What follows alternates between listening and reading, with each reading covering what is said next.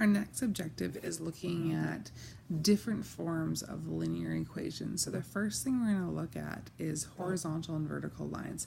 And hopefully you know by now that horizontal means it goes like left to right, like along the horizon, and a vertical line is up and down. Okay, so what does an equation look like for a horizontal and vertical line? So our question here says for each equation below, you need to graph the equation, and then we're going to describe the graph. These ones are actually easy to graph. They're just sometimes hard to remember. So in the first one, it says x is equal to 4. That means that doesn't matter what y value we have, x is always going to be 4. So x is just going to be -4 always. Doesn't matter what y is, it's always -4. And so that's going to be just the value for everything. So I'm just going to draw my line here to join these. And it's going to be like that. Okay, so when I have x is equal to 4 and I want to describe my graph, to describe my graph, I would write the graph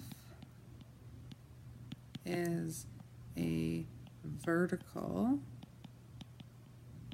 line that intersects the x-axis, because it crosses that x-axis at -4. So that's that one. That's that vertical line. Now, what about if we have an equation in the form of this? Y plus 2 is equal to 0. Well, first we want to get that y by itself. So we're going to rearrange the equation a little bit, and this kind of goes back to our last unit. So we're going to -2 from both sides, and we're left with y is equal to -2. So now when we go to graph it, what this means is no matter what the x value is, y is always -2. Always, always, always. So then when we go to draw our line, I'm going to try to get it as straight as possible. It just is a horizontal line. And so I've already explained it in words, but I'm going to just write it out. The graph is a vertical line. Nope, not vertical. I was just copying the last one, wasn't even thinking. Is a horizontal line that intersects the y-axis at -2. The next question, 2x equal to 5, is not much different from this one. We just want to get x by itself. So again, from our last unit, we know how to do this. If x is being multiplied by the 2, to get rid of it is we divide, and we're left with x is equal to 5/2. And for the sake of graphing, let's actually figure that out. So you can punch 5 divided by 2 into your calculator, and you get 2.5. And so that means doesn't matter what the y value is, it's always going to be 2.5. And when they're on the 0.5s, you can just do your best guess when you're plotting your points.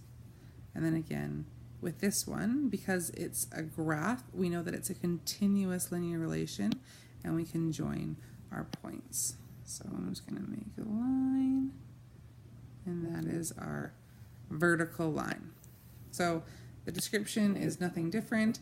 We have a vertical line,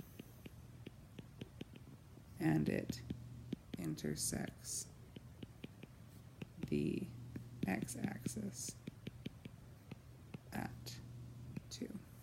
So the big thing with these ones is don't get confused. Like, don't look at x is equal to -4 and think it's a horizontal line because x is a horizontal axis. No, no, no, it's kind of reverse. So when you see this, it's going to be a vertical line, and when you see a y statement without the x present, it's going to be horizontal. So the biggest thing is you're going to get a straight horizontal or vertical line when you only have one of the variables.